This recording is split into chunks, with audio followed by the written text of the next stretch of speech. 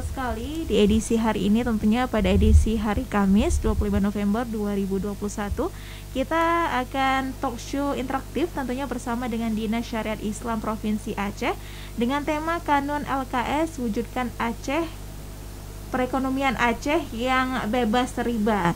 Nah, tentunya Syedralun sudah hadir. Narasumber kami di kesempatan hari ini ada Profesor Dr. M. Sabri Abdul Majid. Nah, untuk itu kita sapa terlebih dahulu. Assalamualaikum Profesor. Waalaikumsalam warahmatullahi wabarakatuh. Gimana kabarnya Prof di kesempatan hari ini? Alhamdulillah, walaupun cuaca mendung tapi semangat tidak boleh mendung. Iya, harus tetap semangat Prof ya. Benar. Dan terima kasih Prof sudah hadir di Serambi FM di kesempatan hari ini. Semoga kita bisa memberikan ilmu yang sangat bermanfaat mengenai Kanun LKS ini kepada Syedralun yang ada di rumah. Nah, baik Syedralun, bagi Anda yang ingin berpartisipasi bersama kami di sini bisa saja melalui line telepon di 0811 68 90 20 dan Anda juga dapat mendengarkan siaran ini pada live streamingnya kami di www.serambifm.com dan Anda juga dapat menyaksikan live Facebooknya kami di Facebook Serambi FM Banda Aceh, Serambi On TV, Serambi News, dan seluruh fanpage Serambi Group lainnya. Dan Anda, Syedralun, juga dapat bertanya bila nanti berupa pertanyaan tentunya di live kami. Nanti insya Allah akan kami tanyakan kepada narasumber kita yang sudah hadir di kesempatan hari ini. Nah, ngomong-ngomong masalah Kanun LKS tentunya sudah tidak asing lagi ya Syedralun, karena sudah beberapa tahun terakhir selalu dibahas dan selalu dikenalkan kepada masyarakat sehingga masyarakat bisa paham mengenai Kanun LKS ini sendiri. Nah, untuk itu Syedralun, marilah kita tanya lebih detailnya lagi kepada Profesor terkait dengan Kanun LKS Wujudkan Perekonomian yang Aceh yang Bebas Riba. Dan tentunya Prof mungkin mengawali talk show kita di kesempatan hari ini bisa di-refresh kembali Prof mengenai Kanun LKS itu sendiri, definisinya, dan juga kenapa kita harus mengenalkan ini lebih dan lebih lagi kepada masyarakat. Silakan Prof. Oke, baik. Assalamualaikum warahmatullahi wabarakatuh. Waalaikumsalam warahmatullahi wabarakatuh. Alhamdulillahillazi allama bil kalam allamal insanu ma lam ya'lam sallallahu ala sayyidina Muhammadin wa ala alihi washabihi wasallam. Syedralun yang berbahagia, host ini Vira ya, terima kasih, yang menemani saya pada pagi ini. Topik terkait tentang Kanun LKS Lembaga Keuangan Syariah Wujudkan Perekonomian Aceh yang Bebas Riba. Kanun itu identik kalau di provinsi lain itu disebut dengan peraturan daerah. Kalau di Aceh memang namanya kanun ya, karena kanun itu memang diadopsi dari bahasa Arab itu sendiri. Nah, Kanun Lembaga Keuangan Syariah ini tepatnya adalah Kanun nomor 11 tahun 2018.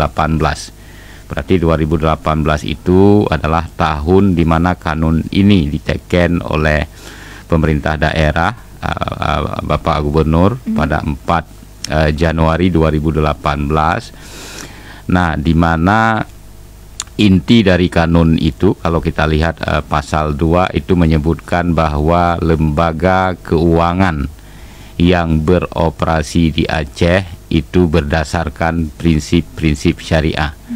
Kemudian prinsip-prinsip syariah ini dijelaskan bahwa prinsip-prinsip syariah ini adalah dengan menggunakan akad-akad syariah.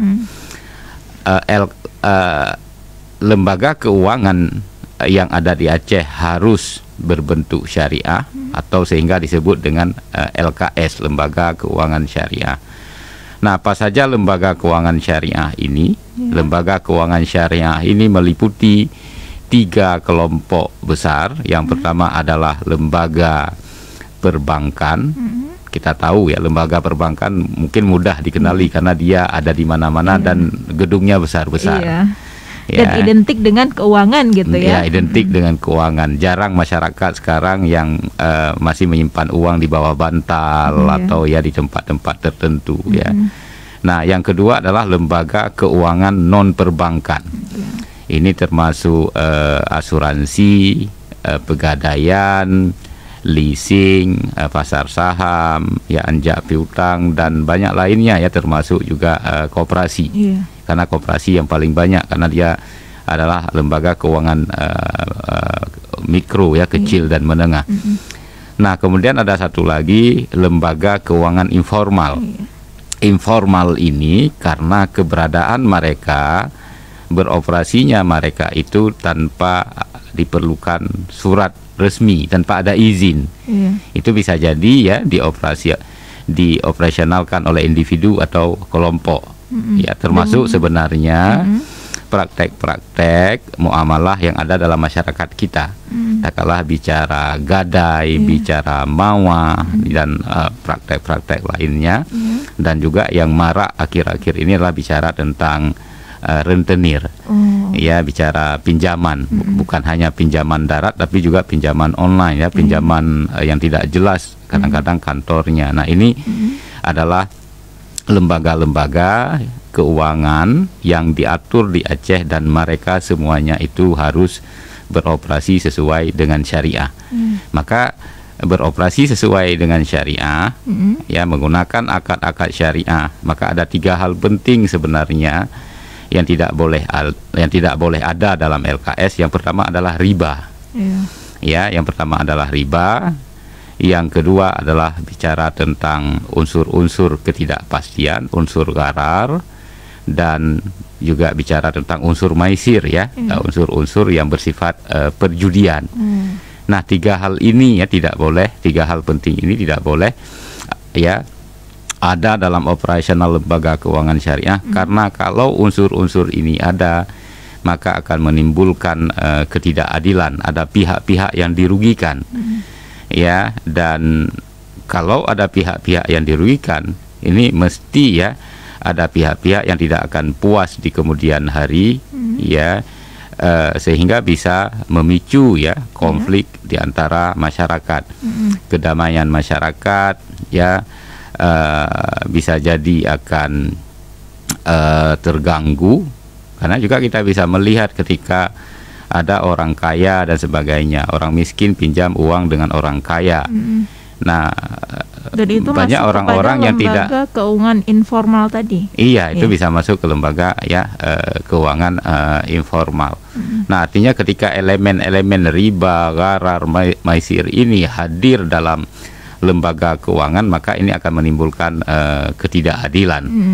Ya, nah maka inilah sebabnya kanun lembaga keuangan ini diundangkan di Aceh. Dan bahkan kalau kita lihat ya, tujuan dari lahirnya kanun ini sebenarnya memiliki tujuan yang sangat mulia ya, karena kita pahami yang kita harapkan bukan hanya ya kita memiliki materi, kita kaya dari sisi keuangan, tapi juga bicara tentang kedamaian, bicara tentang kebahagiaan. Ketika seseorang ya bertransaksi dengan lembaga keuangan yang bebas riba, ya akan mendukung ya, ini bagi dunia bisnis juga akan mendukung perjalanan bisnis mereka. Tapi di samping itu juga apa yang dilakukan oleh mereka akan mendapat keberkahan ya, keberkatan ya dari Allah Subhanahu wa taala. Karena kita sebagai umat Islam, alam atau dunia ya yang kita jalani itu bukan hanya di sini saja. Artinya ya keuntungan dunia ini itu tidak memadai, karena kita pahami akhirat adalah tempat kembali yang hakiki. Maka yang kita harapkan adalah kita bahagia di dunia dan juga bahagia di akhirat. kita kaya di dunia dan juga kita akan mendapat tempat yang terbaik di akhirat. Maka itu sebenarnya ya harapan gitu ya, harapan manusia untuk bisa tidak hanya bahagia di dunia, tetapi juga di akhirat gitu. Dan ya. itu sebenarnya yang selalu kita doakan kan, Rabbana atina fid dunya hasanah wa fil akhirati hasanah wa qina adzabannar. Nah, sebenarnya kanun ini ya ingin ya kalau kita lihat harapan tersebut gitu, betul, Prof ya. Ya. Dan Prof, tadi saya menarik mengenai perbankan, non perbankan dan juga lembaga keuangan informal.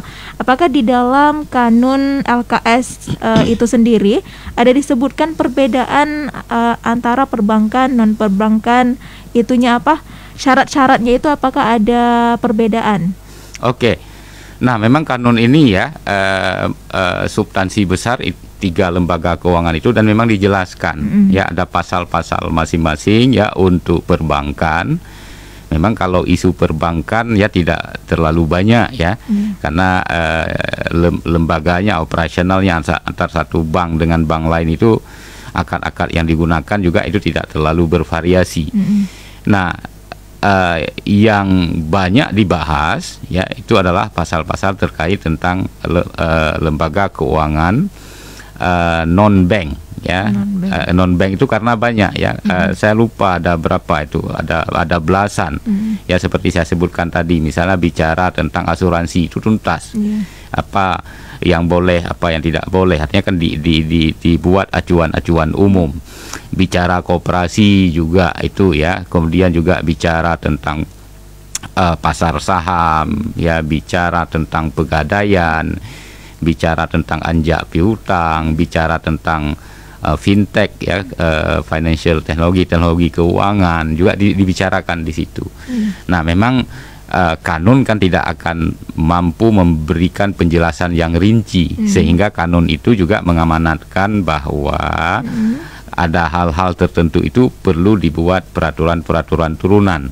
Contoh misalnya ya, sekarang sedang digodok ya, insya Allah mungkin mudah-mudahan tahun ini akan tuntas.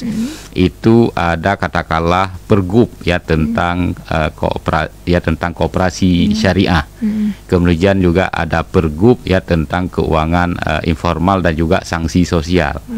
Ya, itu adalah merupakan turunan dari kanun. Dan juga pergub yang sudah lahir sebelumnya ini adalah turunan dari kanun, yaitu pergub tentang Dewan Syariah Aceh. Ya, karena Dewan Syariah Aceh adalah sebuah lembaga yang punya otoritas untuk mengawasi ya lembaga-lembaga keuangan syariah yang ada di Aceh itu benar-benar beroperasi sesuai dengan syariah. Nah, kanun pergub ya tentang DSA itu karena memang diamanatkan oleh kanun bahwa 1 tahun setelah kanun itu ditetapkan paling lambat itu DSA sudah terbentuk. Dan alhamdulillah DSA sudah terbentuk. Saya diamanahkan oleh kawan-kawan ya setelah fit and proper test ya.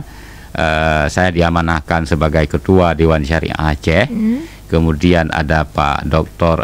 Zaki Fuad ya, dekan Fakultas Ekonomi dan Bisnis Islam UIN Naraniri, beliau anggota. Ada Dr. Edi Gunawan ya, akademisi dari Fakultas Ekonomi Bisnis Syah Kuala. Dan ada anggota ya ex officio ya, kepala perwakilan BI Aceh, Pak Akhri Sarwani, dan juga Kepala OJK Otoritas Jasa Keuangan Aceh, Pak Yusri. Itu ya 5 anggota DSA ya. Ini yang memiliki amanah untuk mengawasi ya lembaga keuangan syariah ini benar-benar beroperasi dengan syariah. Nah, juga ya terkait tentang lembaga keuangan informal itu juga diatur. Ya, juga diatur. Nah, kanun ini ya ditetapkan pada awal Januari 2018.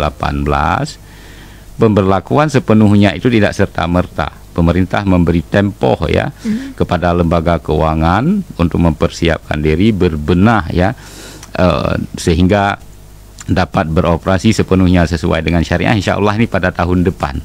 Artinya memberi tempo 3 tahun ya pasca penetapan kanun itu. Maka insya Allah ya pada awal tahun ini, ya mungkin ya hanya tinggal sekitar 1 bulan lebih lagi, maka di Aceh lembaga-lembaga keuangan itu harus merupakan lembaga keuangan syariah. Alhamdulillah ya, perbankan sudah, saya bisa mengatakan mungkin ya konversi ya, lembaga-lembaga keuangan bank yang ada di Aceh ini sudah semuanya syariah. Mungkin hampir 100% ya, mungkin dari sisi proses peralihan aset dan sebagainya, artinya sudah tidak ada masalah lagi. Nah, sekarang yang sedang berbenah ya, ini di akhir-akhir lembaga keuangan non-bank. Alhamdulillah ya, saya juga ikut merasakan terharu ya sebagai warga Aceh, karena kita bisa ya menyiarkan ya Islam ini keluar Aceh melalui pelaksanaan ekonomi syariah. Baru-baru ini ya, BPJS Ketenagakerjaan itu sudah meluncing ya, sudah meluncing unit layanan syariah BPJS Ketenagakerjaan yang pertama di Indonesia. Sehingga mereka mengatakan dari Aceh untuk Indonesia. Maka tidak salah sebenarnya ya lagu dari Sabang sampai Merauke, Sabang kilometer 0. Karena kalau kita bergerak kemanapun kan mulai dari kilometer 0. Maka Aceh untuk Indonesia. Nah, juga baru-baru ini ya, kami juga banyak lembaga-lembaga keuangan non-bank yang hadir ya, berkonsultasi dengan kami Dewan Syariah Aceh, termasuk BPJS Kesehatan, Jasa Raharja ya, dan juga ada beberapa lembaga keuangan lainnya. Dan kita sudah memberikan ya masukan-masukan, dan mudah-mudahan di tahun depan ya mereka sudah berbenah ya, tunduk pada kanun LKS. Nah, bila tadi Prof mengenai perbankan sudah hampir 100%. Jika lembaga non perbankan ini kira-kira sudah berapa persen, Prof? Penerapan dari kanun LKS ini sendiri. Kalau saya mengatakan ya, mungkin di atas 50% ya, karena mengatur yang besar itu mudah. Ya, karena yang justru yang kecil susah. Yang kecil lebih susah, apalagi yang halus yang tidak nampak. Ya, katakanlah bank itu ya cepat mereka ya. Kemudian lembaga keuangan ya, lembaga-lembaga keuangan katakanlah seperti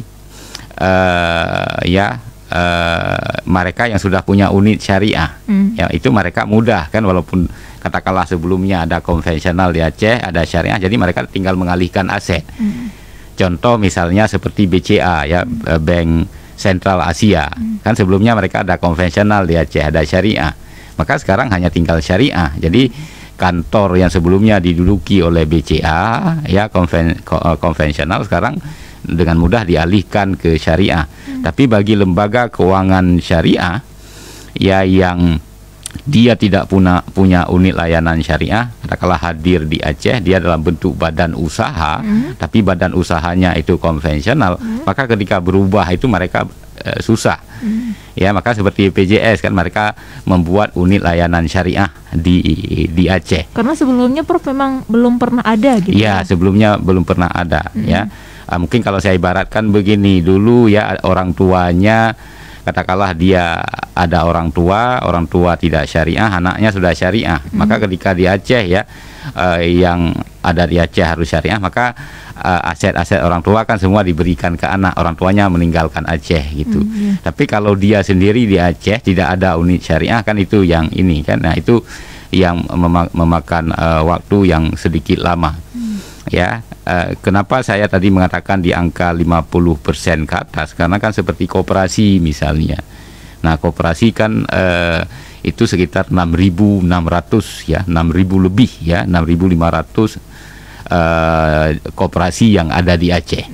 Ya, dan kadang-kadang kalau kita ingin melihat di mana 6.600, kadang-kadang ada di data ya, tapi kadang-kadang ketika kita turun ke lapangan mencari siapa ketua anggotanya, itu kadang-kadang susah kita mendeteksi ya, karena yang namanya yang kecil ya, ketika katakanlah ada sesuatu mereka muncul, ketika mungkin tidak ada hal-hal yang penting mereka tenggelam ya dan sebagainya. Nah, maka ini yang menjadi tantangan berat ya, menjadi tantangan berat karena juga salah satu persyaratan bagi lembaga keuangan ya untuk dapat beroperasi sesuai dengan syariah, mereka harus punya dewan penasehat syariah. Ya, artinya di setiap lembaga itu harus punya dewan penasehat syariah. Dan itu harus mereka itu harus memiliki kompetensi dan harus lulus sertifikat kompetensi ya di bawah Institut Majelis Ulama Indonesia di Jakarta. Kita di Aceh juga memiliki jumlah DPS yang sangat terbatas. Ya mungkin dalam hitungan saya ya mungkin sekitar 100-an, paling banyak kita baru memiliki DPS 100-an. Dan itu juga merupakan salah satu kendala gitu ya, Prof? Iya, itu artinya ketika koperasi ini konversi ke syariah, maka kan harus ada artinya harus ada kebijakan-kebijakan. Memang Dinas Koperasi sendiri, kami juga sendiri, karena Dewan Syariah Aceh ini ya merupakan bagian atau perpanjangan tangan dari Dewan Syariah Majelis Ulama Indonesia. Kami juga negosiasi mungkin di tahap-tahap awal di Aceh bisa jadi ya satu DPS katakanlah untuk satu koperasi yang ada di satu kecamatan misalnya ya. Tapi pelan-pelan kan artinya jumlah DPS ini harus ditingkatkan gitu ya? Jumlahnya ya, ditambah jumlahnya. Karena untuk lulus DPS ini kan juga dia harus mengikuti tes ya, ada uji kompetensi. Dan ya, ada syarat-syarat tertentu juga. Ada syarat-syarat tertentu dan itu tidak begitu mudah. Iya, benar. Dan tentunya Prof mengenai akad syariah tadi. Seperti apa akad dan apa perbedaan antara akad syariah dan sebelumnya nggak ada akad gitu di konvensional, apa yang menjadi perbedaannya gitu? Oke, nah akad sebenarnya kan bicara tentang kesepakatan ya, bicara tentang perjanjian. Nah dalam konvensional juga ada akad ya, tapi akad-akad yang digunakan itu adalah akad-akad yang bertentangan dengan syariah, ada unsur riba di situ. Misalnya contoh misalnya ya, kita ingin meminjam uang ke bank ya, kita meminjam uang ke bank, maka di situ kan perjanjiannya kita sebagai peminjam harus mengembalikan pinjaman pokok, jumlah pinjaman pokok ditambah dengan bunga. Ya ditambah dengan apa? Ya mereka katakanlah ditambah dengan bunga, artinya ada kelebihan. Katakanlah saya meminjam 10 juta, ya saya bayar tiap bulan, saya cicil, ya sampai saya mengembalikan semua jumlah pinjaman pokok kan ditambah dengan bunga. Artinya kalau saya pinjam 10 juta, yang saya kembalikan itu lebih dari 10 juta. Ya. Maka kalau kita lihat dalam Islam, ketika terjadi pertukaran pertukaran antara dua barang yang sama, ini kan uang dengan uang. Nah, ada kelebihan yang harus dikembalikan, maka itu adalah riba. Ya, katakanlah kalau saya pinjam beras juga sama, juga beras 1 kilo, tapi saya kembalikan 1 kilo 1 on, maka 1 on itu adalah riba. Dan ini ya juga karena diperjanjikan di awal. Artinya kalau Anda pinjam, Anda harus bayar lebih, maka itu adalah riba. Karena sebenarnya kalau kita lihat ya, dalam Islam nanti akad-akadnya itu adalah akad-akad yang sangat islami, akad-akad yang sangat alami, sangat sesuai ya dengan naluri setiap manusia. Karena kita pahami, coba kalau saya pinjam uang, kan saya sebenarnya kan bisa mengatakan, ini saya pinjam uang katakanlah 10 juta atau katakanlah dalam jumlah tertentu untuk saya investasi, jadi modal usaha. Nah, ketika saya pinjam kan sudah ditentukan itu saya harus bayar lebih, ya. Nah, apakah bisnis yang saya lakukan itu akan untung atau tidak? Apakah ketika saya membawa uang itu dalam perjalanan, apakah siapa bisa menjamin saya masih hidup sampai katakanlah selama periode perjanjian saya mengambil pinjaman? Artinya sebenarnya kita tidak bisa memprediksi ke depan apa yang terjadi. Ya, tetapi kenapa ketika kita pinjam uang itu sudah ditetapkan kita harus membayar katakanlah jumlah bunga tertentu, padahal belum tentu ya bisnis kita itu akan sukses. Maka di situ ya ada unsur-unsur ketidakadilan di situ, ada riba di situ. Nah, sebaliknya kalau kita lihat dalam Islam, dalamnya akad-akad yang digunakan, katakanlah kita bicara tentang akad muzarabah. Ya, muzarabah itu akad bagi hasil, ya. Nah, bagi hasil di sini, maka kalau saya melihat perkataan bagi hasil kadang-kadang salah dipahami oleh masyarakat. Memang kata yang cocok itu dalam bahasa Inggris. Bahasa Inggris bagi hasil itu disebut dengan profit and loss sharing, PLS, profit and loss sharing. Yang di-share itu, yang kita bagi itu untung dan rugi, profit dan loss. Ya, sebenarnya bahasa yang cocok adalah sistem bagi laba dan rugi. Sistem bagi untung dan rugi. Artinya kalau untung kita nikmati sama-sama sesuai dengan kesepakatan, kalau rugi juga ditanggung sama-sama. Ya, tapi kalau dalam konvensional tadi ya, saya pinjam, bisnis saya gagal, saya tetap harus membayar pinjaman pokok ditambah dengan bunga. Maka ketika itu kan saya merasakan, nah ini kan tidak adil, ini sangat tidak adil. Masa saya sudah rugi, saya sudah stres, habis waktu dan sebagainya, saya harus kembalikan pinjaman pokok ditambah dengan bunga lagi. Ya, maka kalau saya sering mengibaratkan itu seperti seseorang yang sudah jatuh di timpa tangga, ada orang yang naik atas tangga itu dia nyet-nyet lagi, dia injak-injak lagi kan. Ya. Nah, tapi kalau kita lihat dalam muzarabah, katakanlah saya datang ke lembaga keuangan, saya pinjam uang, ya. Nah, mereka mengatakan ya, katakanlah untuk apa uang? Saya ingin melakukan bisnis. Oke.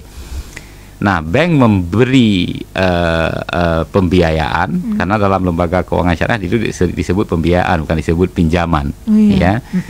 Nah, karena kalau pinjaman itu identik ada riba di situ, ada unsur tambahan. Ya. Nah, bank memberi pembiayaan, katakanlah saya yang mengelola bisnis, saya sebagai muzarib, bank sebagai sahibul mal. Nah, maka yang disepakati di situ adalah pembagian keuntungan. Kalau untung katakanlah kita bagi berapa? Katakanlah kita bagi 50-50. Ya, nisbahnya katakanlah 50% untuk saya, 50% untuk bank. Nah, 50% ini kan kita tidak tahu berapa jumlahnya 50% itu. Kan sangat bergantung pada keuntungan yang akan dihitung di akhir periode, katakanlah di akhir tahun. Benar. Kalau keuntungannya 100 juta, maka 50 juta untuk saya, 50 juta untuk bank. Kalau untungnya 1000 perak, saya 500 perak, bank 500 perak. Ya, artinya kalau untung sama-sama menikmati. Kalau untung banyak sama-sama menikmati. Nah, kalau rugi, saya sebagai pengelola rugi dari sisi jerih payah, usaha, mungkin stres, waktu dan sebagainya. Bank rugi dari sisi modalnya. Tidak perlu ya si nasabah ini ya mengembalikan pinjaman pembiayaan tadi, tapi dengan catatan bahwa rugi itu bukan rugi dibuat-buat. Ya, bukan karena dia tidak serius dan sebagainya. Ini kalau akad muzarabah ya. Nah, cuma sayangnya akad dalam bentuk muzarabah bagi hasil ini kalau kita lihat dalam perbankan syariah jumlahnya masih sangat kecil. Kalau bank plat merah ya, perbankan yang ada seperti katakanlah kalau BSI sekarang itu kalau kita lihat mungkin sekitar 20% dari total pembiayaan yang diberikan itu produk-produk berbasis bagi hasil tadi. Tapi kalau di perbankan syariah jumlahnya masih sekitar 7 atau 8%, masih sangat sedikit. Nah, indahnya kanun itu diatur dalam kanun. Ya, karena kalau regulasi pemerintah ya mereka katakanlah mengatur tentang pembiayaan untuk UMKM yang harus diberikan oleh lembaga keuangan khususnya bank itu 20%. Ya, artinya pembiayaan yang diberikan oleh perbankan itu 20% harus lari ke usaha kecil dan menengah. Ya. Tapi kanun ya LKS malah lebih dari itu. Ya, ditetapkan dalam kanun ya bahwa pembiayaan untuk UMKM itu harus sampai 40% ya tahun 2024, dan juga pembiayaan dalam bentuk bagi hasil tadi itu juga harus sampai 40% ya pada tahun 2024. Nah, memang keinginan kanun ini sangat tinggi ya, walaupun mungkin ini menjadi salah satu tantangan tersendiri ya untuk mewujudkannya. Nah, maka itu sebenarnya kalau kita lihat ya Atau misalnya begini, akad satu lagi, misalnya kita bicara tentang akad murabahah, ya akad jual beli. Mungkin bisa ditahan dulu, Prof. Silakan, ya. Kita break sejenak ya. Nah, bagi Anda Syederalon yang ingin berpartisipasi bisa di 0811 68 90 20. Dan tentunya kami akan kembali dengan talk show perekonomian, maksud kami Kanun LKS wujudkan perekonomian Aceh yang bebas riba setelah pesan-pesan berikut ini. Vaksinasi COVID sangat penting dalam upaya kita mengakhiri pandemi. Anda mungkin juga sudah mendengar ada orang yang mengalami efek samping. Halo Pak, sudah siap vaksin? Bu Bidan, saya takut sama efek samping. Pak, kalaupun ada efek samping, biasanya ringan dan sementara, seperti rasa lelah, sakit kepala, atau lengan pegal. Tapi... Loh Pak, manfaat vaksinasi itu jauh lebih besar dibanding efek samping yang mungkin terjadi. Oh, kalau begitu, saya siap divaksinasi. Sudah selesai Pak, ini kartu vaksinasinya. Nanti kalau terasa keluhan, hubungi nomor yang ada di kartu vaksinasi atau puskesmas terdekat. Terima kasih Bu Bidan. Untuk informasi lebih lanjut mengenai efek samping, silakan diakses pada laman kipi.covid19.go.id. Dan ingat, walaupun sudah divaksinasi, tetap lakukan protokol kesehatan. Bersama, kita bisa atasi pandemi. Pesan ini dipersembahkan oleh Kementerian Kesehatan, KPCPEN, USAID, WHO, dan UNICEF. Oma, Bun, Oma datang. Cucu Oma, kakak sehat kan? Sehat dong. Aku kan suka makan buah dan sayur. Terus sering olahraga juga. Kan kata Bunda, bergerak itu sehat. Pinter cucu Oma. Apa kabar, Ma? Baik, sehat. Sekarang kan Mama rutin ikut senam lansia, jadi berasa lebih seger. Oh ya? Syukur deh kalau gitu. Ayo Ma, kita makan. Ini kebetulan tadi baru panen sayuran hidroponik dari kebun sendiri. Masih seger banget nih. Kebun sendiri? Mana kebunmu? Rumah sempit begini. Kemarin waktu orang posyandu ngajarin berkebun hidroponik, aku juga ikut lihat dan belajar. Posyandu kan sahabat kita, sahabat masyarakat. Bener kan? Bener banget. Pesan ini disampaikan oleh Kementerian Kesehatan Republik Indonesia. Teman Motion, Masyarakat Energi Terbarukan Indonesia atau METI kembali menyelenggarakan pameran dan konferensi virtual The 10th Indonesia EBTK Connect 2021. Acara ini dilaksanakan secara online di www.indoebtkeconnect.com dari tanggal 22 sampai 27 November bertemakan Energy Transition Scenario Towards Net Zero Emission. Virtual The 10th Indonesia EBTK Connect 2021 hadir untuk mendukung komitmen Indonesia menuju sistem kehidupan yang menggunakan energi bersih dan berkelanjutan. Virtual Exhibition dan Virtual Conference EBTKE 2021 dimeriahkan oleh pembicara-pembicara luar biasa, para praktisi, para gubernur, pembuat kebijakan, investor di industri energi terbarukan di Indonesia, serta dilengkapi dengan acara Virtual Career Fair yang merupakan kerjasama bilateral antara pemerintah Indonesia dan Jerman melalui proyek ISET. Daftarkan diri kamu segera di www.indoebtkeconnect.com secara gratis. Indo EBTKE Connect 2021 hosted by METI, organized by Diandra Promosindo, serta didukung penuh oleh Kementerian Energi dan Sumber Daya Mineral Republik Indonesia. Meski kasus COVID-19 di Aceh turun, namun kita tetap harus waspada dan selalu menjaga protokol kesehatan dengan tetap memakai masker, mencuci tangan pakai sabun, dan menjaga jarak. Di samping itu, untuk menjaga kesehatan dan keselamatan, mari bersama kita melaksanakan vaksinasi dengan mengunjungi puskesmas atau layanan kesehatan terdekat. Mari bersama menekan penyebaran COVID-19. Lagi BM nih gue, banyak mau. Emang mau apa aja? Gue mau mobil baru. Tunggu hujan aja. Tapi gue juga mau motor baru. Tunggu hujan aja. Mau punya emas. Ya tunggu hujan aja. Terus gue juga mau ganti HP lagi. Udah, tunggu hujan aja. Dari tadi kok cuma tunggu hujan mulu sih. Hujan apa sih? Itu loh, hujan rezeki dari BSI Mobile. Mau ini itu, ikutan aja. Hujan rezeki dari BSI Mobile. Buka rekening dan tingkatkan terus transaksi di BSI Mobile untuk menangkan hadiahnya. Ada Suzuki Jimny, Vespa, saldo emas hingga 10 juta, Samsung Galaxy A72, sepeda Brompton, sepeda motor PCX, dan masih banyak lagi. Tunggu apa lagi? Jangan sampai ketinggalan keseruannya. Periode promo mulai dari 1 Agustus hingga 31 Desember 2021. Cie, Vespa baru nih. Iya dong, kan kehujanan hujan rezeki BSI Mobile. Bank Syariah Indonesia. Sudarlun, dengan jaringan distributor terluas di beberapa wilayah di Indonesia, madu Nahala Goldie mudah didapatkan bagi mereka yang menginginkan kesehatan tubuh yang lebih efektif dengan mengkonsumsi madu Nahala Goldie. Hal ini seperti yang diungkapkan oleh seorang entrepreneur, Mas Mono.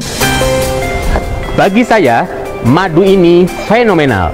Memiliki jaringan distributor yang cukup luas dan tersebar di beberapa wilayah di Indonesia.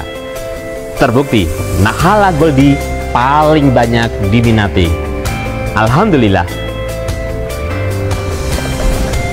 Nahala Goldie, madu gamat, berhadiah cerpen. Dapatkan madu hitam pahit Gamat Goldie di apotek dan toko obat serta toko herbal di kota Anda. Hubungi distributor kami di nomor HP 0812 69 60 153.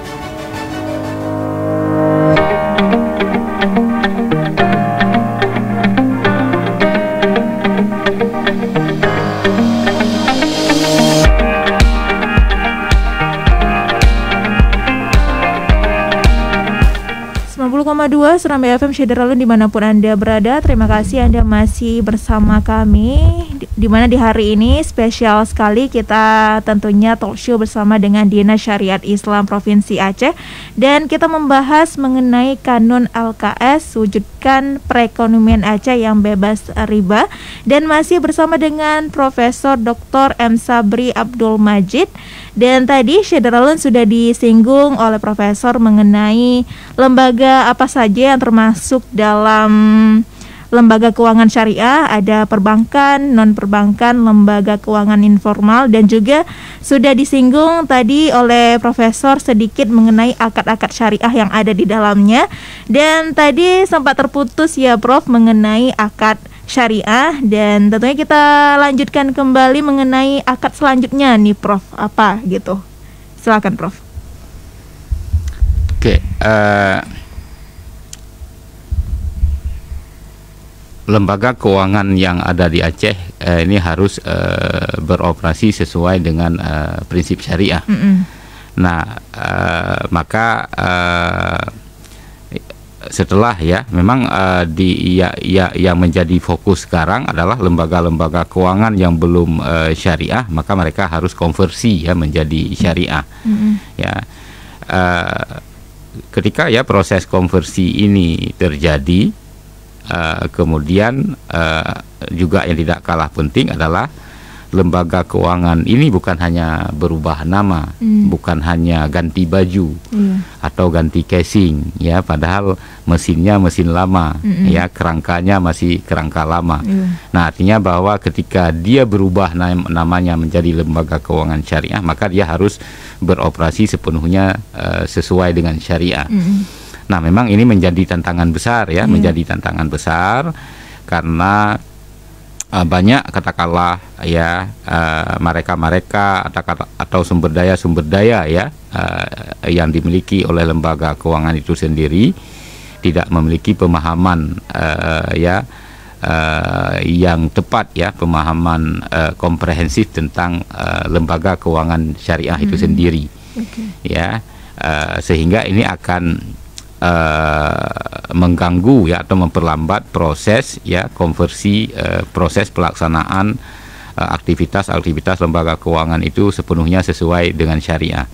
Sehingga mungkin kalau kita ibaratkan ketika seseorang non muslim pindah agama masuk Islam, konversi ya menjadi individu yang syariah, maka kan di awal-awalnya juga tidak begitu mudah bagi beliau itu untuk melaksanakan ajaran Islam dengan sepenuhnya. Katakanlah kita tidak mungkin ya seseorang mu'allaf yang baru masuk Islam, katakanlah ketika dia mungkin sesama mu'allaf ya, ada ketika dia jadi imam ya di antara makmum mu'allaf, ada kawan mungkin yang mengatakan, oh baca surat Al-Baqarah ya, ini kita baca surat tertentu yang panjang, kan nggak mungkin. Nah, artinya ini menjadi tantangan tersendiri bagaimana operasional ini benar-benar sesuai dengan syariah. Maka pemahaman tentang syariah itu, tentang ekonomi syariah itu memang sangat penting ya, karena ketika seseorang salah memahami, salah persepsi, maka kemungkinan besar dia akan salah bertindak. Iya, berkelanjutannya gitu ya. Dan dia akan salah mengambil keputusan, ya, salah membuat kebijakan. Ya, nah ini yang menjadi tantangan besar. Maka oleh karena itu ya, untuk menjaga lembaga keuangan syariah ini sesuai dengan syariah, ya, maka akad-akad yang digunakan oleh mereka itu adalah akad-akad yang sesuai dengan fatwa yang dikeluarkan oleh Dewan Syariah Nasional, ya, Majelis Ulama Indonesia. Artinya yang menjadi acuan itu ya, fatwa-fatwa yang dikeluarkan oleh Dewan Syariah Nasional Indonesia.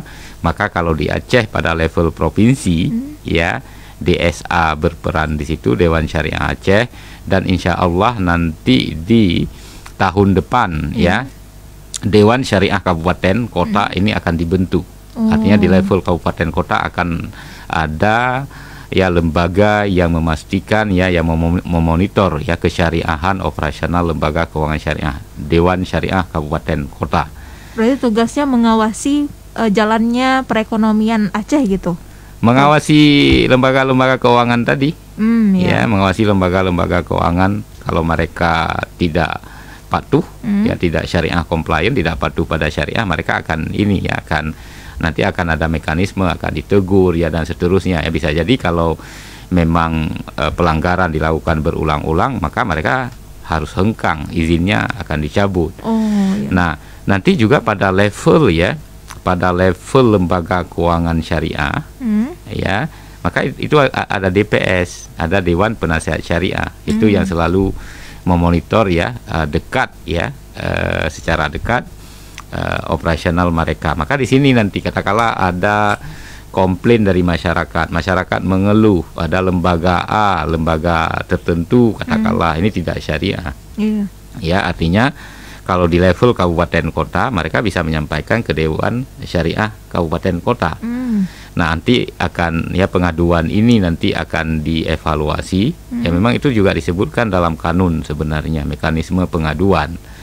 Nah, akan dievaluasi, divalidasi ya, diselidiki dan sebagainya. Nanti kan akan nampak di situ.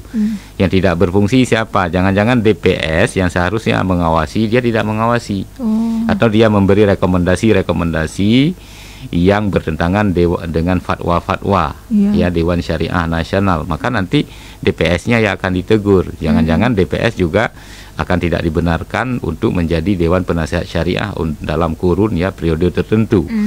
Tapi kalau DPS-nya, Dewan Penasehat Syariah yang ada di lembaga itu, dia sudah memberi saran ya, memberi rekomendasi, tapi pimpinan atau manajer ya dari lembaga itu sendiri tidak menggubris, tidak mematuhi, maka lembaga keuangannya yang nanti akan kena.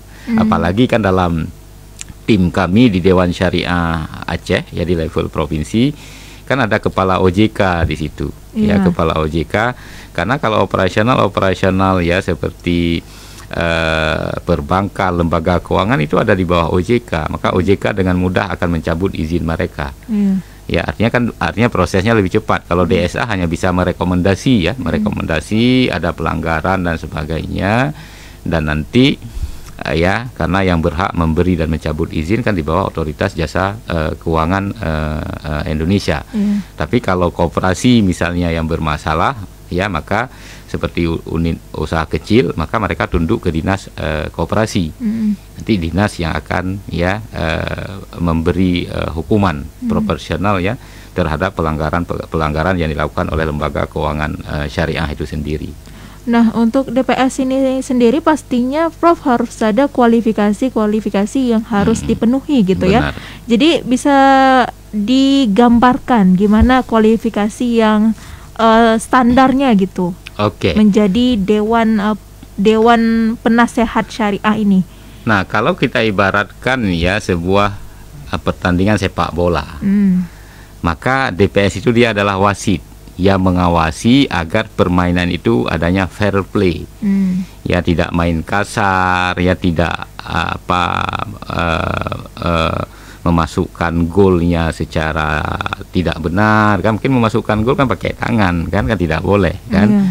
Nah, artinya apa kompetensi yang diperlukan oleh seseorang pengawas itu sendiri, ya, maka dia harus memahami, ya, artinya dia harus memahami mana yang disebut syariah, mana yang tidak disebut dengan syariah, mana transaksi yang disebut syariah atau tidak syariah, maka dia harus memahami, ya, keilmuan bicara tentang fikih. Ya, bicara tentang usul fikih. Ya, kalau usul fikih kan lebih relevan untuk katakanlah ketika ada produk-produk baru, inovasi produk, katakanlah akad-akad apa saja, ya, mungkin kombinasi akad apa saja, ya, yang boleh dilakukan. Memang DPS tidak punya hak untuk membuat fatwa, tetapi sebenarnya DPS ketika dia berada di lapangan, dilihat ada sesuatu yang baru atau ada permasalahan, maka mereka bisa menyampaikan, ya, ke DSK atau melalui, ya, DSA, nanti akan disampaikan, ya, sebenarnya disampaikan ke DSN Majelis Ulama tapi via DSA. Nah, maka itu, ya, artinya bahwa pemahaman tentang hukum, ya, bicara tentang fikih, bicara tentang usul fikih, harus benar-benar kaidah fikih, ya, dia harus memahami. Nah, kemudian bukan itu saja, karena yang diawasi ini adalah lembaga-lembaga keuangan, maka dia harus tahu, ya, operasional lembaga keuangan, katakanlah aspek marketingnya, aspek pembukuannya, ya, atau hal-hal yang lain, ya, maka dia harus memahami, dia paham tentang lembaga itu. Dia juga memiliki kepahaman tentang ilmu syariah itu sendiri. Maka dua kompetensi ini, ya, minimal dua kompetensi ini penting. Katakanlah bicara tentang transaksi yang dilakukan oleh lembaga-lembaga keuangan, katakanlah terlibat dalam valuta asing atau, ya, bagaimana transaksi, ya, dan sebagainya. Artinya dia memahami tentang ilmu-ilmu, ya, ekonomi atau ilmu keuangan, ya, yang berlaku, ya, pada hari ini. Ya, artinya jangan hanya kita memahami fikih, hukum tentang, katakanlah bicara tentang muamalat, tapi kita tidak memahami transaksi-transaksi yang terjadi sekarang, misalnya. Kan contoh misalnya bicara tentang pinjol, apa itu pinjol? Kan dia harus tahu, ya, pinjaman online. Artinya praktek-praktek, ya, apa yang terjadi, ya, itu juga dia harus memiliki pemahaman tentang itu, ya. Artinya pemahaman tentang ilmu-ilmu konvensional, ya, artinya berbicara tentang ekonomi, keuangan dan sebagainya, juga penggabungan dengan pemahaman ilmu-ilmu tentang, ya, bicara tadi tentang fikih, usul fikih, ya. Nah, itu juga sangat penting sekali. Nah, maka idealnya itu, ya, itu yang menjadi tantangan, ketika seseorang ingin menjadi DPS. Katakanlah kawan-kawan yang punya background, ya, katakanlah di kampus, ketika katakanlah ada soal-soal, ya, karena soal itu ada juga, ya, soalnya dalam bahasa Arab gundul, jawabannya dalam bahasa Arab gundul. Jadi kadang-kadang kawan di kampus mengatakan, oh, berat ini, tapi kalau kawan-kawan dari pesantren mengatakan, oh, ini makanan kami. Nah, ketika dikasih soal tentang katakanlah neraca keuangan, bicara debit, bicara kredit, ini kawan-kawan dari pesantren apa ini, ya, mereka mengatakan kami pesantren hanya belajar surga neraka, ini kok ada neraca ini, ya. Maka kalau bicara itu kan sudah ilmu akuntansi di situ. Nah, ada soal-soal juga seperti itu, ya, yang ditanyakan. Artinya pemahaman ilmu umum dan ilmu agama harus balance, ya. Nah, itu harus dia punya kompetensi tentang itu. Ketika dia bicara tentang akad-akad, dia memahami, ya, tentang ilmu agama yang relevan.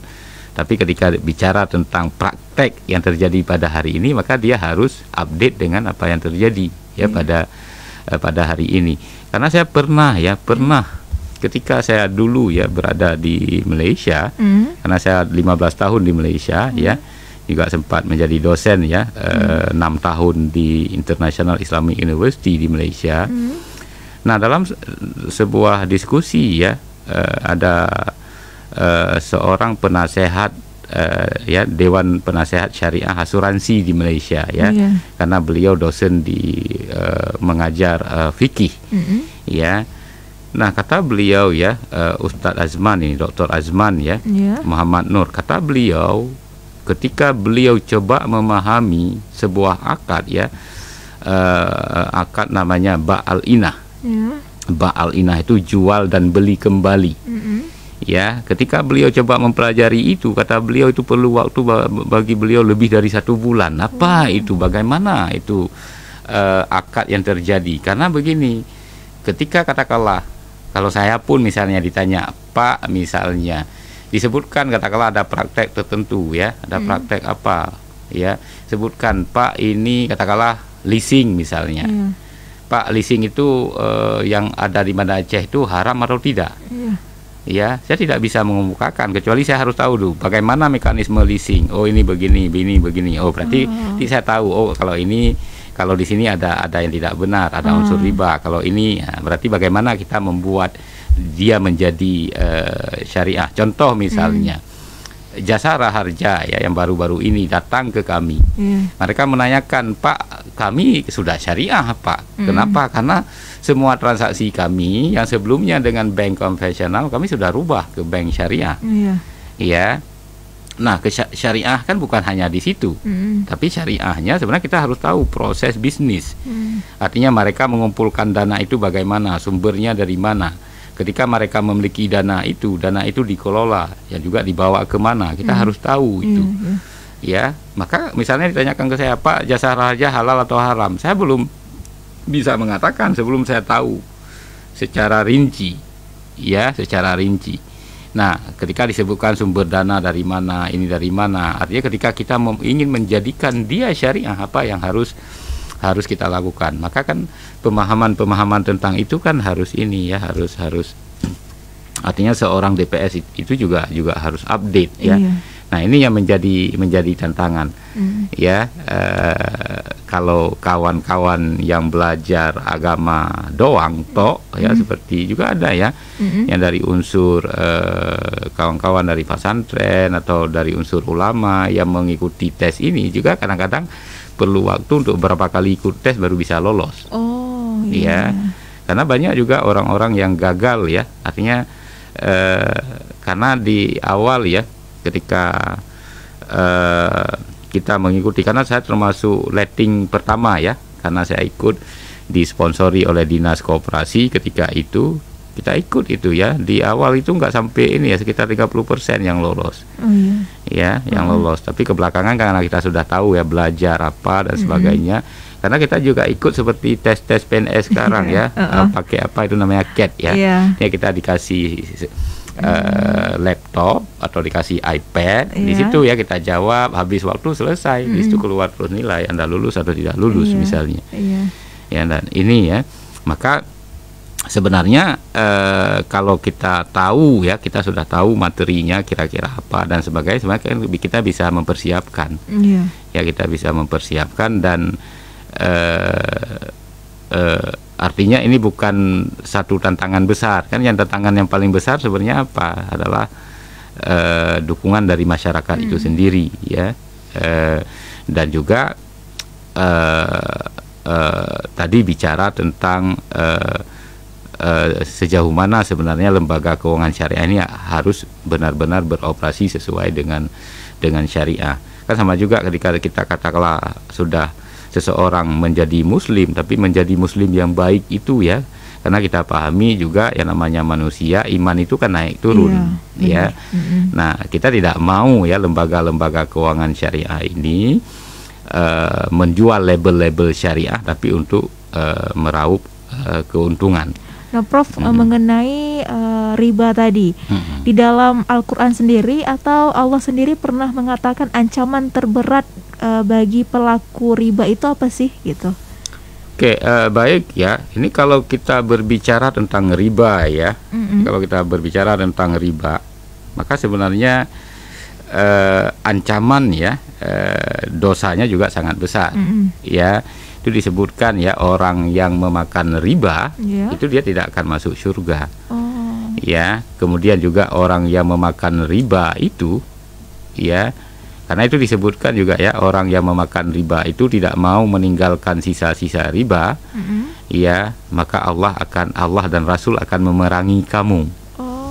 Ya, kan itu berat ya. Allah akan memerangi siapa yang tidak mau meninggalkan sisa-sisa riba. Ya, artinya ketika ya Allah memerangi orang-orang yang tidak mau meninggalkan sisa-sisa riba, berarti ini dampak dari riba itu begitu berat ya terhadap perekonomian kita. Bahkan juga dalam hadis-hadis sahih itu disebutkan bahwa orang yang memakan riba ya, level riba itu ada menyebutkan ada 70 pintu.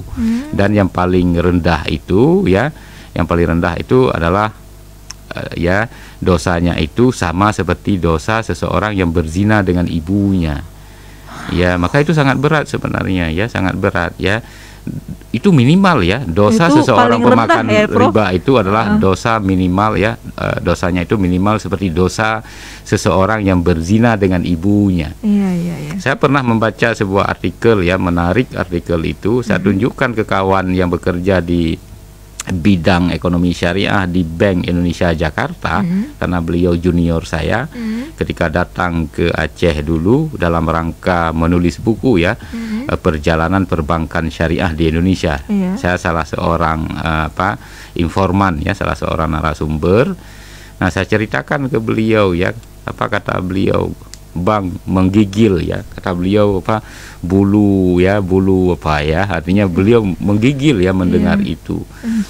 Nah, hadis ini hadis sahih ya, riwayat Bukhari. Saya pikir banyak orang paham tentang hadis ini. Kita sering mendengar hadis ini.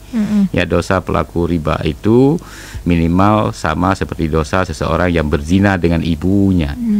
Tapi jarang orang yang bertanya ya, jarang orang yang memahami kenapa pemakan riba itu dosanya itu diasosiasikan, disamakan seperti seseorang yang berzina dengan ibunya. Kalaulah dosa riba itu dianggap dosa besar, kenapa Allah tidak menyamakan katakanlah orang yang makan riba itu seperti orang makan babi, ribuan babi, atau seperti orang yang minum minuman arak katakanlah sebanyak air yang ada di Sungai Nil. Allah tidak menyebutkan itu. Dan juga kalau kita lihat sebenarnya ya, dosa riba itu yang begitu besar, apakah padahal kalau kita bandingkan katakanlah ya dengan mencuri, mengambil harta orang lain, merampas, memaksa, hukumannya tidak seberat hukuman ya seperti seseorang yang berzina dengan ibunya. Padahal memakan riba itu tahu sama tahu. Ya, TST ya, tahu sama tahu. Ya. Artinya kan saya datang katakanlah dengan meminjam uang dengan orang kaya memberi pinjaman, kan itu tahu sama tahu. Tetapi kenapa tahu sama tahu itu hukumannya, dosanya begitu berat? Padahal mencuri ya, nama istilah mencuri itu kan tanpa sepengetahuan si pemiliknya kan. Ada nggak pencuri misalnya dia masuk rumah orang, ya dia masuk rumah orang udah dibawa harta, diambil nomor telepon, ditelepon tua rumahnya, ya tungku, ini saya sudah curi ya, punya tungku, kan nggak ada kan. Itu kan bahkan juga orang yang merampok misalnya diketahui, tapi kan itu dengan pemaksaan, bukan ini ya. Nah, maka di situ ya, kenapa dosa riba itu begitu besar? Maka kalau kita lihat sebenarnya praktek riba lah yang menyebabkan ketidakseimbangan ekonomi ini ya, muncul krisis dan sebagainya. Maka ketika krisis artinya tatanan perekonomian ini hancur gara-gara riba. Maka di situ ya, coba ya kalau ini kita lihat kenapa itu disamakan orang yang makan riba itu seperti seseorang yang berzina dengan ibunya. Ya. Nah, memakan riba, praktek riba itu adalah praktek di mana seseorang ketika dia punya uang, dia akan bisa melahirkan uang-uang yang lain. Dia bisa memperanak pinakan uang. Money create money, money beget money. Uang memperanakkan uang yang lain. Artinya saya sudah punya uang, saya pinjamkan ke orang lain mengembalikan ditambah dengan bunga. Jadi uang itu akan berkembang biak. Uang akan melahirkan anak-anak uang. Nah, cuma karena uang ini melahirkan anak-anak uang, tapi caranya ini cara yang bertentangan dengan syariah, maka itu adalah uang-uang yang haram yang lahir. Maka kalau istilah saya apa? Praktek riba ini sebenarnya adalah praktek mengharam anak jadahkan uang. Ya, praktek melahirkan uang-uang dari uang itu. Tapi karena uang itu lahir dengan proses yang keliru, maka anak yang lahir itu adalah anak haram. Ya. Nah, coba kita lihat ketika seseorang katakanlah berzina dengan ibunya, ada kemiripannya di mana? Ya, cara yang paling dekat ketika individu ingin melahirkan orang lain yang persis seperti dirinya, maka adalah berzina dengan ibunya. Si A katakanlah dia pingin seseorang yang mirip dengan dia, seperti dia. Ya, karena dia lahir dengan ibunya, dilahirkan oleh ibunya. Ya, maka dengan berzina dengan ibu itu, kalau anak itu lahir, maka itu sebenarnya artinya bahwa cara yang paling dekat ya ketika seseorang ingin melahirkan orang lain seperti dirinya adalah dengan berzina dengan ibunya, walaupun ini adalah sesuatu yang mustahil, kan nggak mungkin kita melahirkan diri kita sendiri. Maka itu ada kemiripan tadi, ketika kita punya uang, kita pinjamkan uang itu kepada orang lain, maka akan lahir anak-anak uang. Ketika seseorang itu ya hadir, kemudian dia ya berzina dengan ibunya, maka akan lahir anak-anak ya yang mirip dengan dia. Maka itu ya. Nah, itu dari sisi dari sisi proses. Artinya ada kesamaan di situ. Ya. Nah, kemudian kita lihat dari sisi hasil. Nah, ketika anak-anak uang itu lahir, praktek riba itu lahir, uang itu bertambah begitu banyak. Anak-anak uang itu kan bertambah, beranak pinak itu begitu cepat.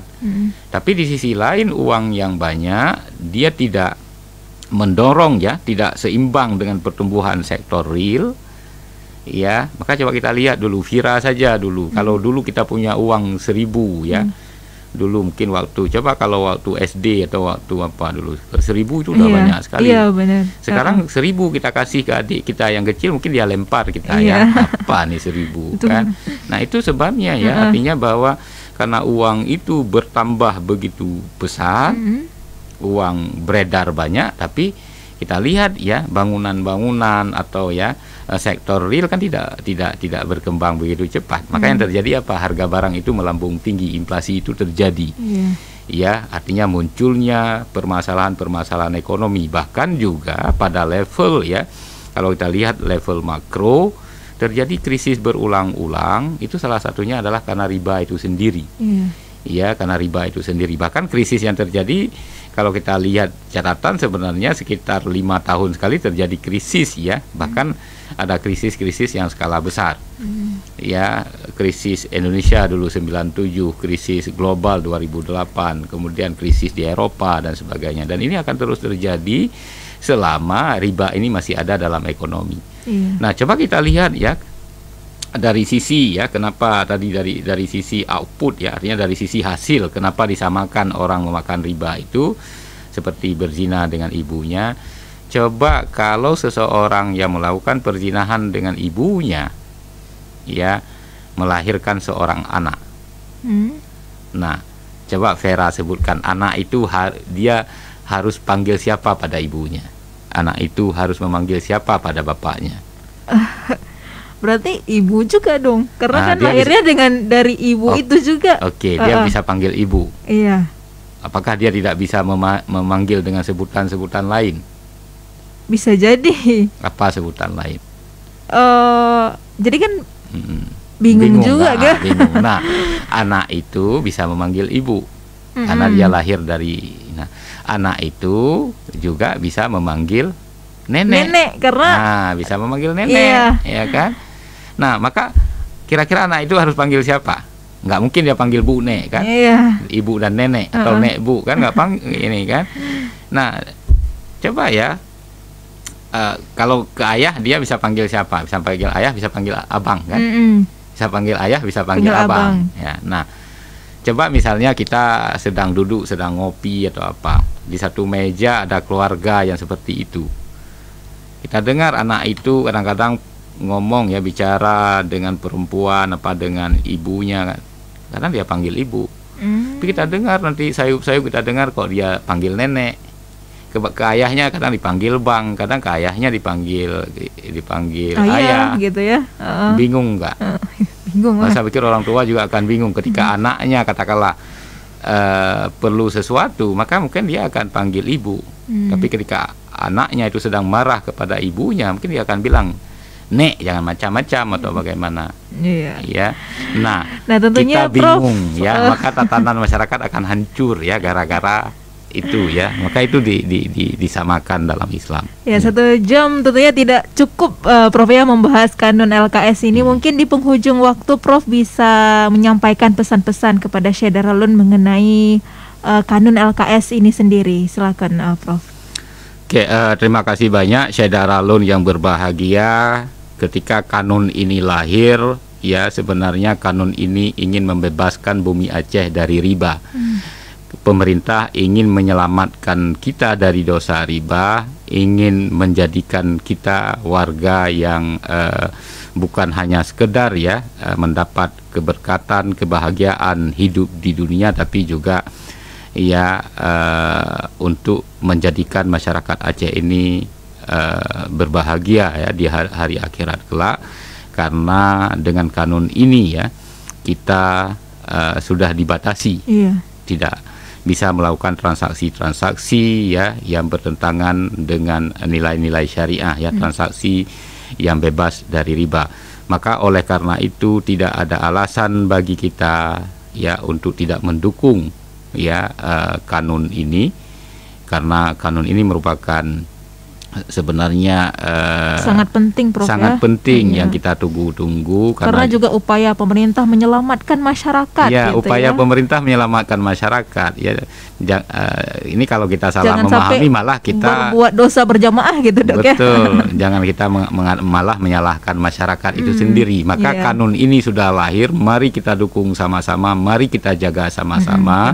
Lembaga-lembaga keuangan yang ada di Aceh itu supaya benar-benar dia sesuai dengan syariah ya, karena juga begitu ya, ketika kita punya anak dan sebagainya, walaupun kita tahu tapi kan kita tetap harus memonitor, apalagi anak itu punya kelemahan. Maka itulah pemerintah ya memproteksi kita ya, agar kita ya warga Aceh ya itu terselamat dari dosa riba itu sendiri. Nah, kira-kira demikian ya.